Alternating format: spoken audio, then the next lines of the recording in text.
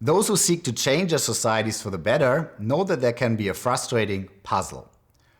We know what causes the crisis. We know what needs to be done to fix it. Those in power know what needs to be done to fix it, and yet nothing is happening.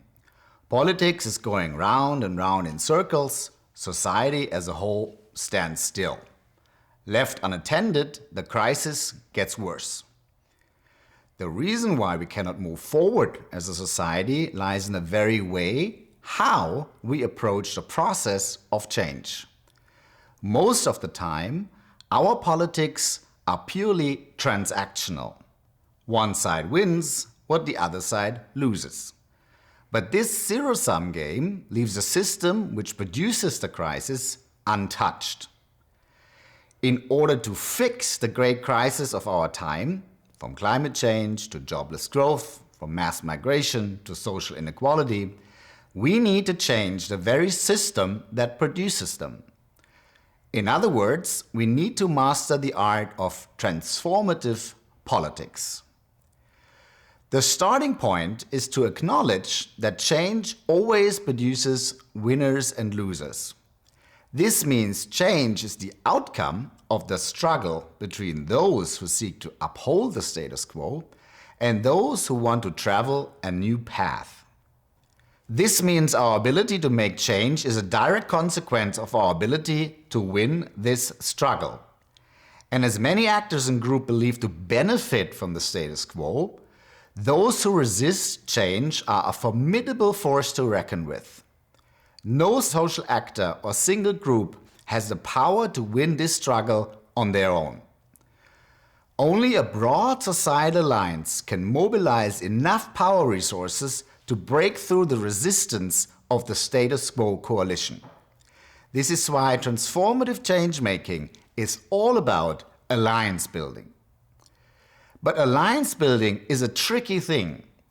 People tend to have differing and sometimes opposing interests and identities, values and worldviews. Sometimes they can agree that they fight against the same thing, but it is very rare that they can agree on something they all struggle for. Currently, there are three failing approaches to alliance building. The first approach mobilizes the most faithful believers in change with pure and authentic messages. The resulting intersectional alliances are narrow and therefore too weak to win the struggle against the forces of the status quo. The second approach agrees to agree on nothing. The resulting multitudes are unwilling to organize and therefore unable to push through any agenda. The third approach agrees on the lowest common denominator between interest groups. The resulting catch-all alliances are firmly rooted in the status quo and are therefore unable to transform the system.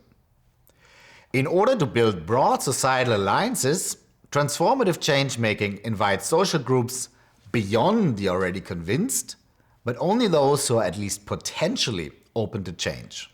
Instead of a smorgasbord of policies to attract different interest groups, transformative change-making builds alliances around narratives and catalytic projects. Here is how it works. Let's start with the change narrative. It is often said that rational individuals follow their objective interests.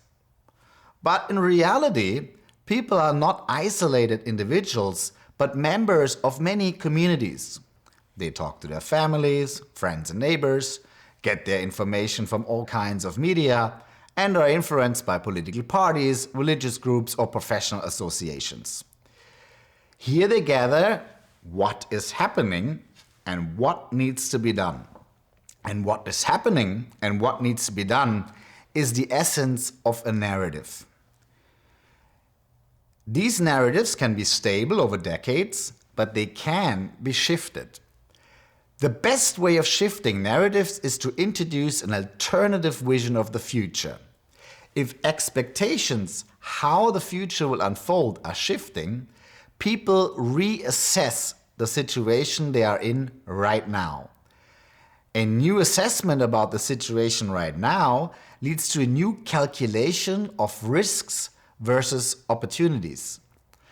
A new calculation of risks versus opportunities results in the redefinition of interests. So people who believe to have different interests today can come to the conclusion that they may have the same interests in an alternative future scenario. An alternative narrative about the future is therefore an effective means of alliance building. This is hardly new insight. Religions and progressive movements have for centuries used utopian visions for a better future in order to mobilize people to change the here and now. However, this narrative is not arbitrary. The change narrative is the platform onto which a broad alliance of societal groups can come together to join a common struggle for change. This means the narrative must be compatible to as many discourse communities as possible.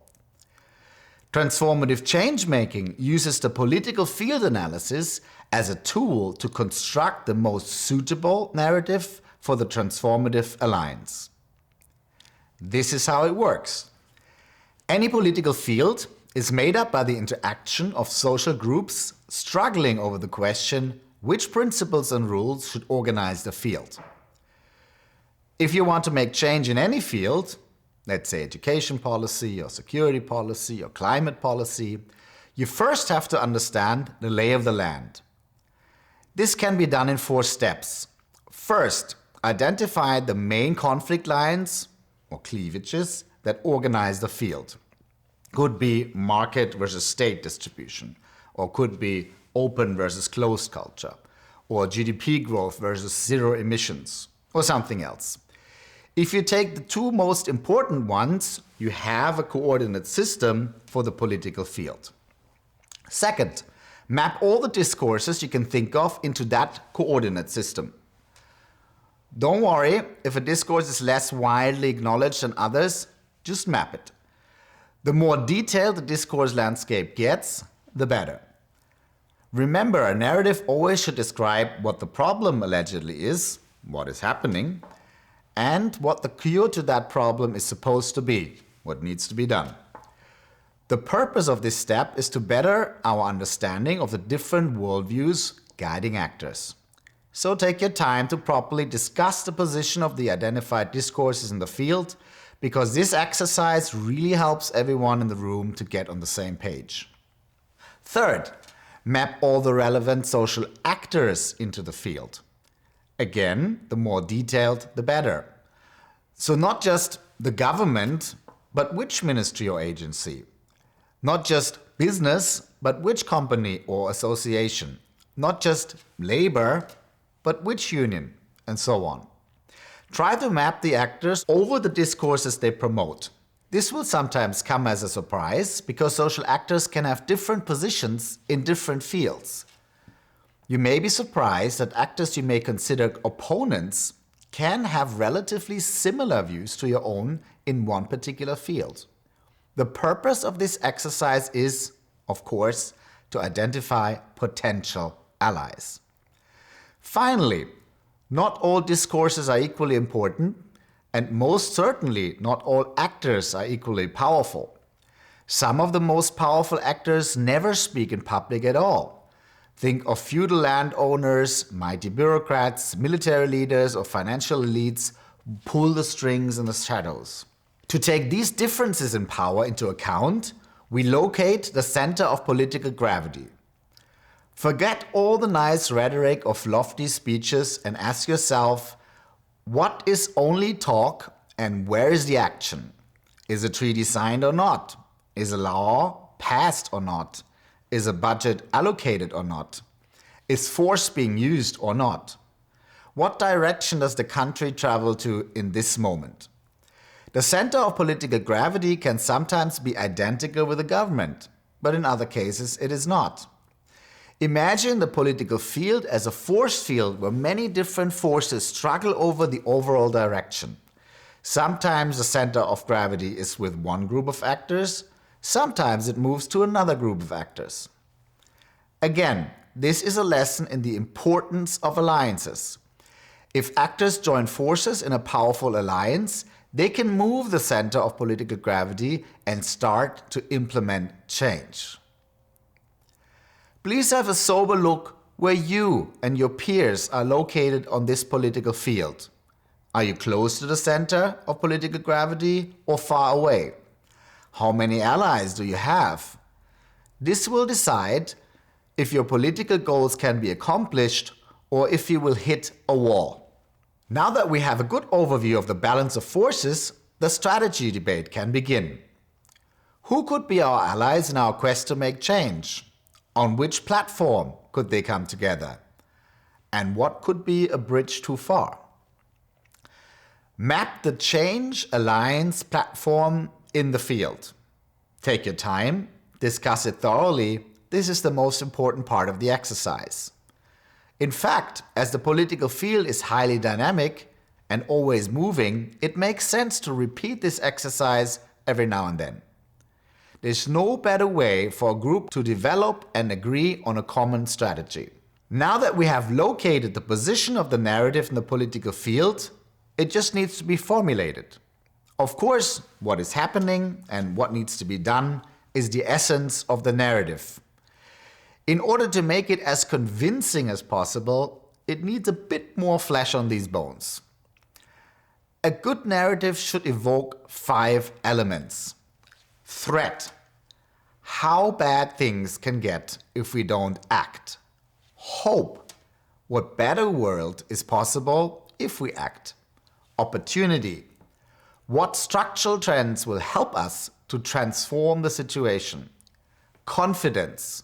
We've done it before, so we can do it again. Values. This is why this is the right thing to do.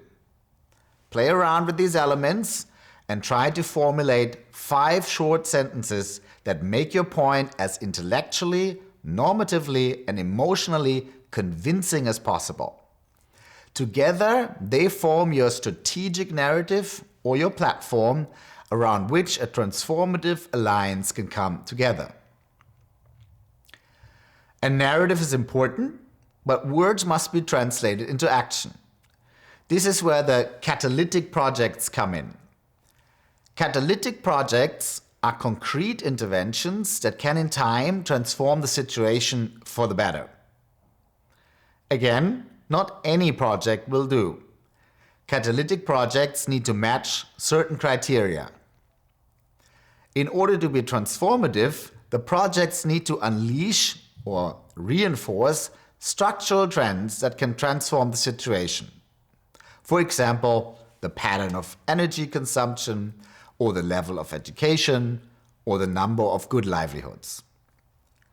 To achieve that, the project needs to scale.